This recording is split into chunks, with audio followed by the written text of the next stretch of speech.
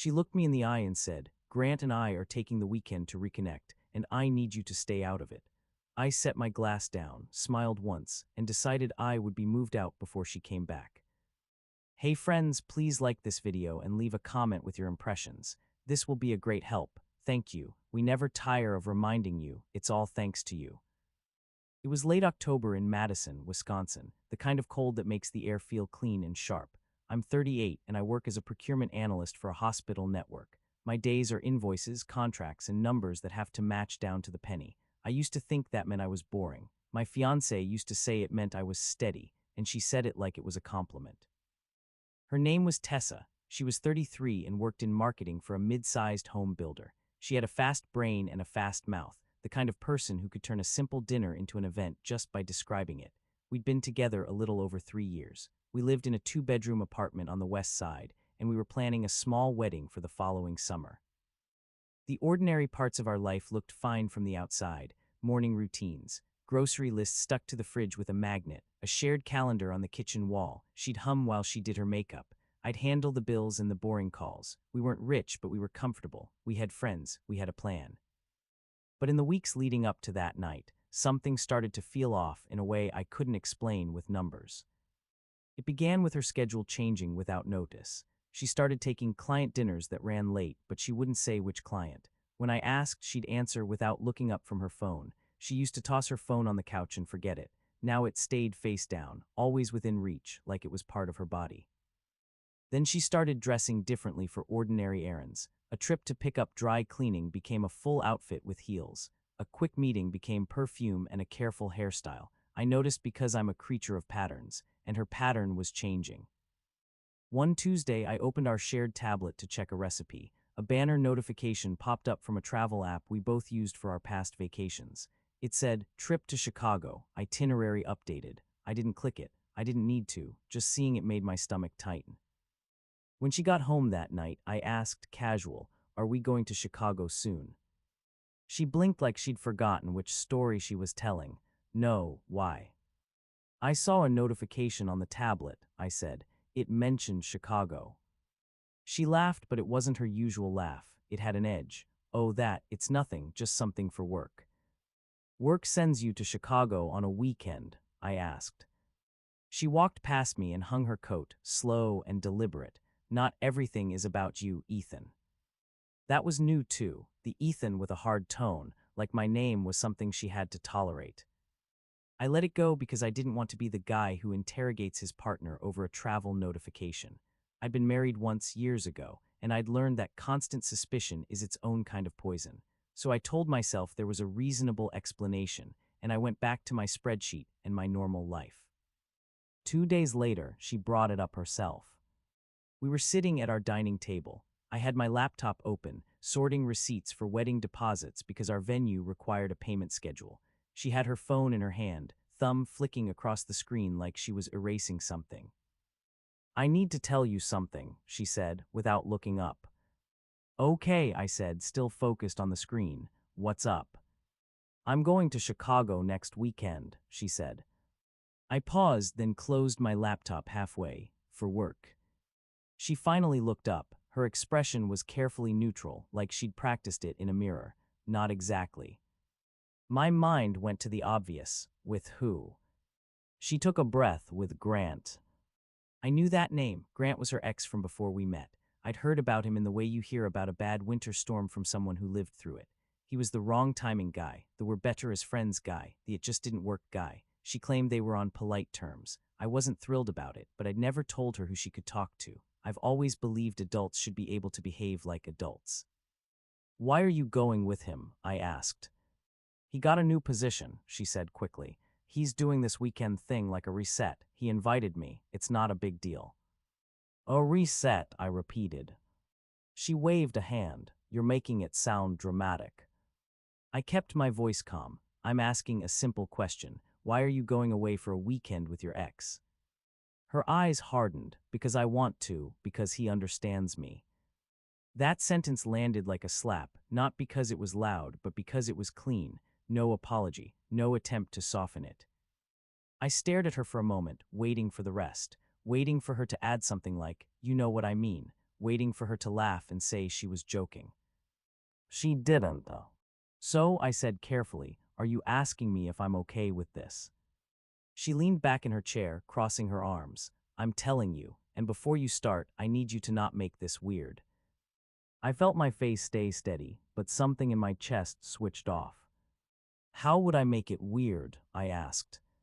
She tilted her head, and the look she gave me was the look you give someone who doesn't belong in the room, by showing up, by calling, by acting like you're part of it.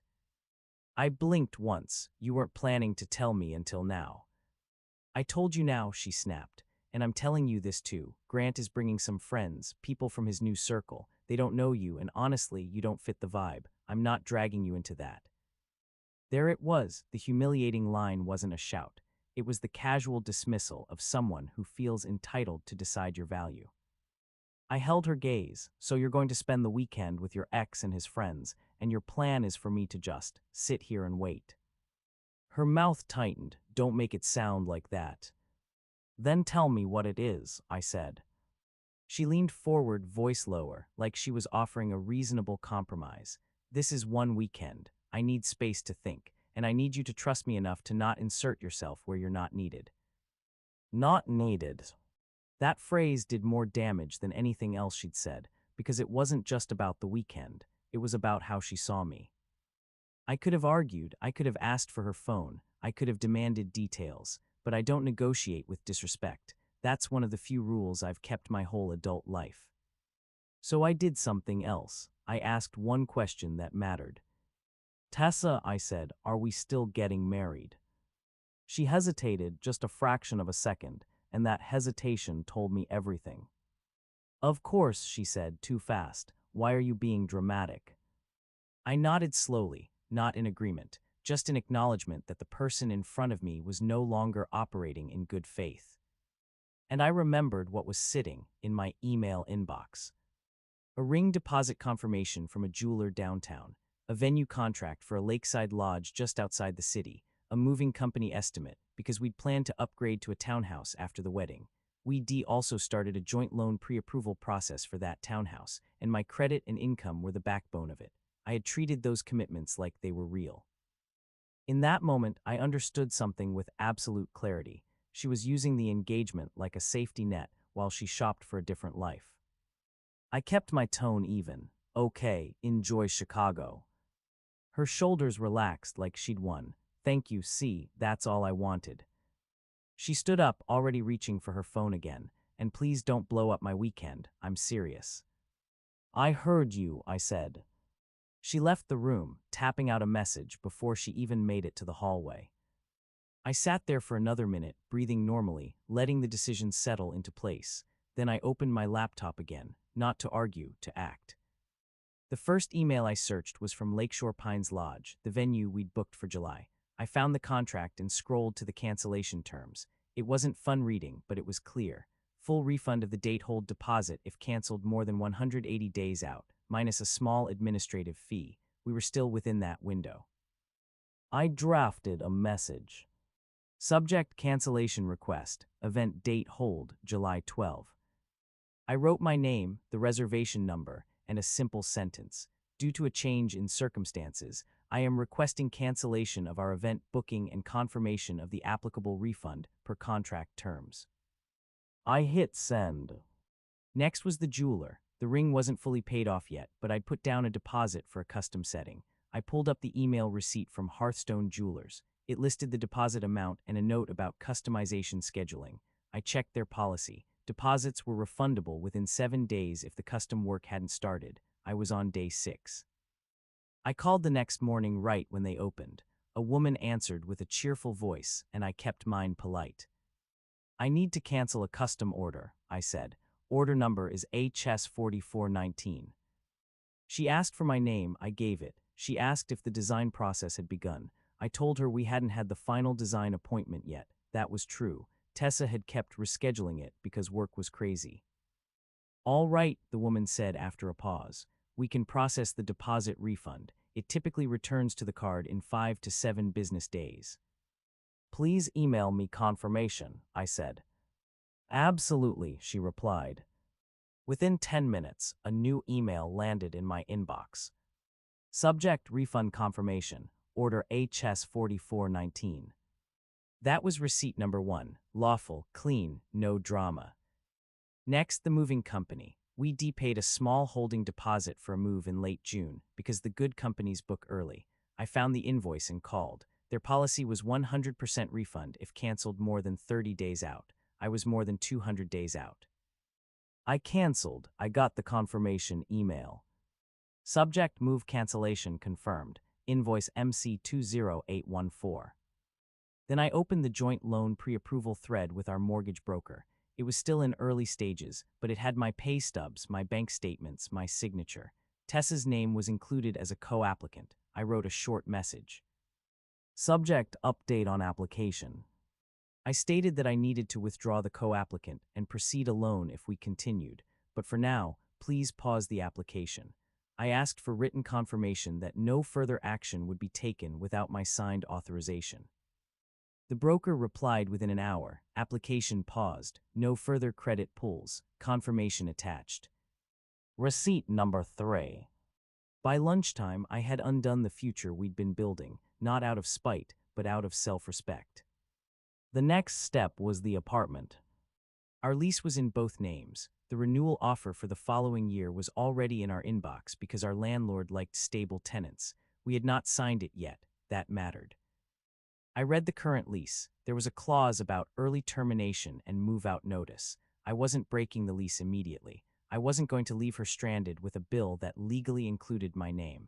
I was going to exit cleanly and responsibly. I called the landlord, a straightforward man named Stuart, who ran a few small properties around the city. Stuart, I said, I need to ask about options. My living situation is changing. He didn't pry. Do you want to move out before the lease ends? I want to remove myself from the renewal and make sure I'm not committed beyond the current term, I said. That's easy, he replied. If you don't sign the renewal, you're not on it. And for the current lease, I said, I plan to move out and continue paying my share through the end of the term unless we do a roommate release. Stuart paused. I can do a roommate release if the remaining tenant qualifies alone. She'd have to apply. That's fine, I said. Please email me the process. He did. Subject line, roommate release procedure, Westfield Apt 2B. I saved it. Then I started packing. I didn't take everything. I took what was clearly mine. My clothes, my laptop, my personal documents, my grandfather's watch, the tools I'd bought, the small things that matter because they are yours and you can prove it. I left the couch because we'd picked it together and it would become a fight. I left the kitchen stuff because it wasn't worth arguing over plates. I took photos of the apartment as it was, not to threaten her, but to protect myself. When you leave a shared place, documentation is peace. I arranged a short-term rental across town through a month-to-month furnished place. I used my own account, my own card, my own signature. I made sure my mail could be forwarded. I updated my direct deposit and my passwords, not because I thought she'd hack anything, but because adult life requires adult boundaries. On Friday evening, she came home in a rush, suitcase half-packed, energy buzzing. She looked happy in a way she hadn't looked happy around me in weeks. She saw a cardboard box by the door and frowned. What's that? Donations, I said. She shrugged like it didn't matter. Good, I hate clutter. That night, she slept like someone who believes the world will arrange itself around her wants. I didn't sleep much at all, but I didn't spiral either. I just kept moving through the checklist in my head. Saturday morning, she left early. No lingering goodbye, just a quick kiss on my cheek that felt like a habit more than affection. I'll text when I get there, she said. Okay, I replied. Her rideshare pulled away. The moment it turned the corner, I picked up my phone and sent one final email. Subject: notice of non-renewal, tenant update request. It was to Stuart, confirming that I would not be signing the renewal and requesting the roommate release application be sent directly to Tessa as well. Then I went back upstairs and finished packing. By Sunday afternoon, the apartment looked like a showroom, not because I trashed it, but because I removed my presence from it. My side of the closet was empty. My bathroom drawer was empty. The desk in the second bedroom that I used for work was gone. Even the framed photo of us at Devil's Lake was off the wall, wrapped and placed in a box labeled Photos. I left my key on the counter with a short note. Tessa, I've moved out. I will pay my share of rent through the end of our current lease term. I have notified Stuart that I will not be signing the renewal. Contact me by email regarding any logistics. No insults, no emotional paragraphs, just facts. When she came back Monday night, I wasn't there. I was in my new rental, sitting on a simple couch, eating takeout, and watching my email like it was a security camera. At 8:17 p.m., my phone started ringing. I didn't answer. At 8:19, another call. At 8:23, a text. What is this? Where are you? At 8:27, another text. Is this some kind of test? Call me now. At 8:31, a voicemail came through. Her voice was sharp and trembling. This is insane. You can't just disappear. I let it sit. At 8:45, my email lit up. Subject: What did you do? All caps. The message was short, panicked, and angry. She said I was humiliating her. She said she had no idea what I was thinking. She demanded I come back to talk like an adult. So I replied, because adults keep things in writing when things turn unstable. Subject: Ray, what did you do? I wrote, I moved out. I am not comfortable continuing this relationship. I will pay my share of rent through the end of the current lease. Please use email for any logistics. That was it. She called again. I didn't answer. The next morning, I went to work like normal. I didn't tell my coworkers details. I didn't post anything online. I just did my job because my life doesn't collapse because someone else decided to behave badly. At lunchtime, I checked my bank app. There was a pending transaction reversal from Hearthstone Jewelers. Seeing it didn't make me happy. It made me calm. It was proof that my future was no longer tied to someone who treated me like an accessory. That evening, Tessa showed up at my office building. Not inside, she didn't have access, but security called me down because a woman is here asking for you. I walked to the lobby and saw her pacing near the entrance, hair pulled back tight, eyes bright with anger. She stepped toward me. So you're just going to run? I'm not running, I said, keeping my voice low. I'm exiting. Her mouth fell open like she couldn't believe I'd used a word that didn't fit her script. You're punishing me. I'm responding to what you said, I replied. She scoffed. Oh my God, you're still stuck on that. It was one weekend. One weekend with your ex, I said, and you told me I don't fit the part of your life you wanted to be in. She rolled her eyes dramatically. You're twisting it. I said you make it awkward, because you would. You get quiet and weird. I watched her closely. This was the minimization phase. Make it small, make it silly, make me the problem. I'm not here to debate your interpretation, I said. I made a decision. Her nostrils flared. You didn't even talk to me. I did, I replied. At the table, you gave me your terms. I accepted them and made mine. She laughed, a harsh sound. Your terms, listen to you. You think you're some corporate robot. There it was, the insult phase. Attack my identity. I didn't react. If you need to discuss lease details, email me. She stepped closer, lowering her voice like she was about to share a secret. Grant didn't even. She stopped herself, eyes flicking away. That slip told me more than any confession would have. Something didn't go the way she expected in Chicago. I kept my face neutral. I'm not interested in your weekend report.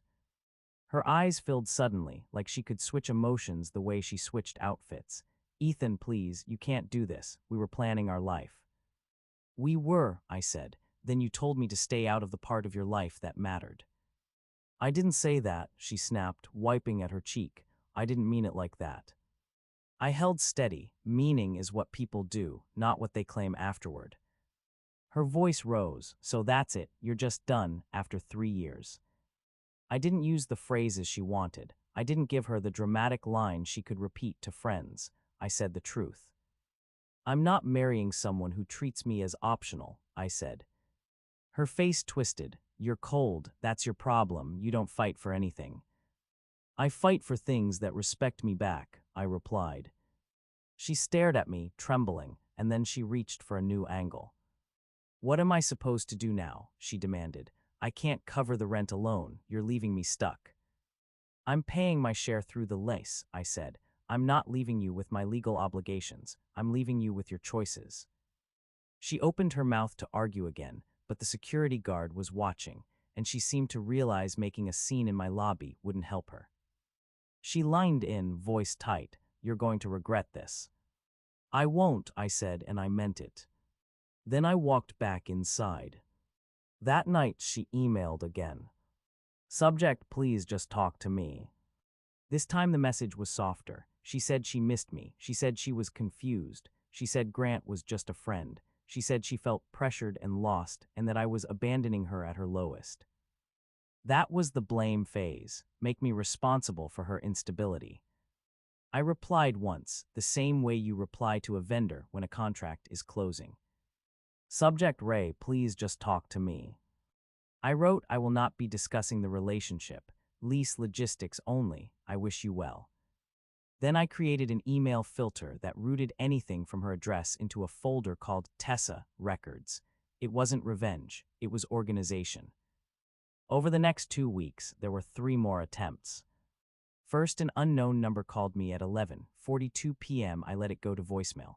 The voice was hers, quieter, saying, "It's me, please." I blocked the number. Second, her coworker reached out on social media. A message, "Hey, Tessa is really struggling. Can you just hear her out?" I didn't reply. I didn't engage. I blocked that account too. I wasn't going to recruit other people into a private breakup. Third, a letter showed up at my new address, forwarded from the apartment.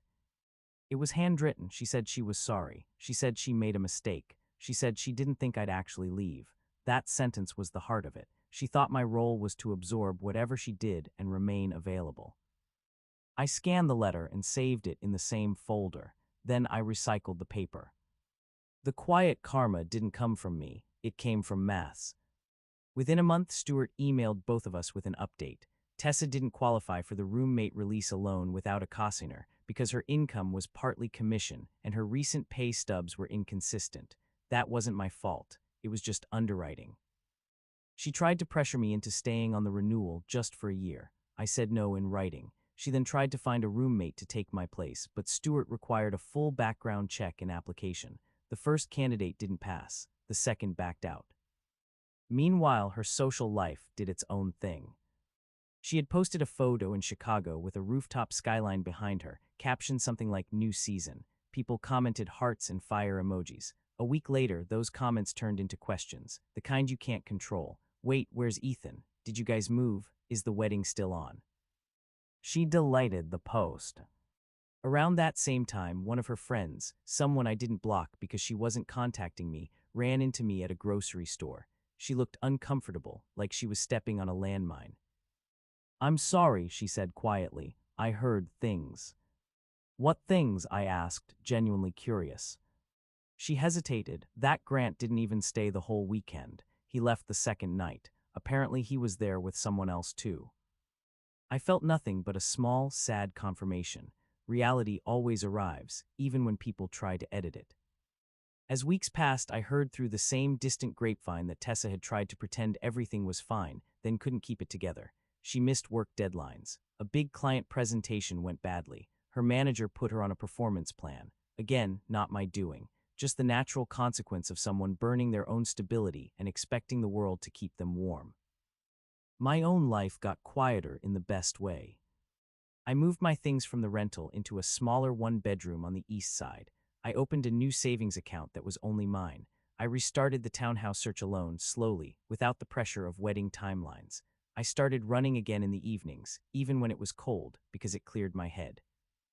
3 months later, I was doing fine. Not dating app glowing fine, just solid, peaceful, the kind of fine that doesn't need to prove anything. In late January, I went to a small bookstore cafe near the Capitol. It was a new location for me, somewhere I hadn't gone with her. I liked the quiet. I liked the smell of paper and the way the windows fogged up from the warmth inside. I was standing near the nonfiction shelf, flipping through a book on home renovation because I'm still a practical person, when I heard my name. "Lythan." I turned and saw Tessa. She looked different, not in a dramatic makeover way, in a worn way. Her coat was nice, but it hung on her like she hadn't slept enough. Her eyes were tired. She held a small paper cup in one hand like it was an anchor. For a second, her face softened with relief, like fate had finally delivered me back into her reach. Then she stepped closer. "I've been trying to talk to you." "I know," I said, polite and steady. She swallowed. "Can we sit, just for a minute?" I glanced around the cafe. People reading, people working, normal life. I didn't feel anger. I felt finished. "I can give you 1 minute right here," I said. Her expression tightened. "You're still doing that, the rules." "They're boundaries," I replied. She tried a small smile. "I'm not asking for a fight. I messed up. I thought you'd cool off. I didn't think you'd actually leave." "I did," I said. "I'm sorry," she said quickly, and I could tell she wanted the word to act like a key, like it would unlock the past. "I accept that you're sorry," I replied, "but I'm not available." Her eyes shimmered. "Grant was a mistake. I don't even talk to him now. I was being stupid. I was trying to feel important." I nodded once. "I hope you find a healthier way to feel that." She flinched like I'd slapped her, but I hadn't changed my tone. "So you're really not coming back," she said. "No," I answered. "I built my life back on purpose." She stared at me, and for a moment she looked like she finally understood that quiet decisions are still decisions, that calm men still leave, that the absence of yelling does not mean the absence of resolve. "Okay," she whispered, like the word tasted bitter. I gave her a small, respectful nod. "Take care of yourself, Tessa." Then I turned back to the bookshelf and picked up the book again, because my life didn't need a dramatic ending to be over. If you've ever had to walk away without shouting, tell me what boundary saved you the most. Where are you watching from, and what would you have done in my place?